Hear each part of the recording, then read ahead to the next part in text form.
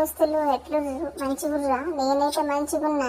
ఇవాళ ముచ్చట ఏంటంటే ఆదివారం అయిపోయింది, సోమవారం వచ్చింది. పిల్లగాళ్ళనైతే బడికి పంపించాలి కాబట్టి వాళ్ళకి లంచ్కి ఏం చేయాలా అని ఆలోచిస్తుంటే ఫ్రిడ్జ్ అయితే ఓపెన్ చేశాను, ఏమున్నాయో చూద్దామని.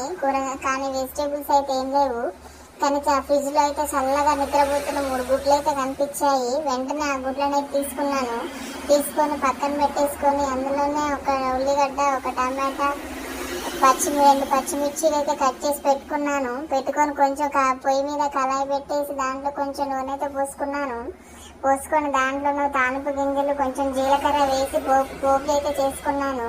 పోపు పెట్టుకున్న తర్వాత కొంచెం ఆనియన్స్ అయితే వేసాను. ఆనియన్స్ వేసి కొంచెం పసుపు అయితే వేసుకున్నాను. పసుపు వేసి కొంచెం ఆనియన్స్ వేగిన తర్వాత టమాటా ముక్కలు అయితే వేసుకున్నాను. టమాటా ముక్కలు వేసుకొని అవి కూడా మగ్గిన తర్వాత దాంట్లో కొంచెం అల్లం పేస్ట్, కొంచెం ధనియాల పొడి, కొంచెం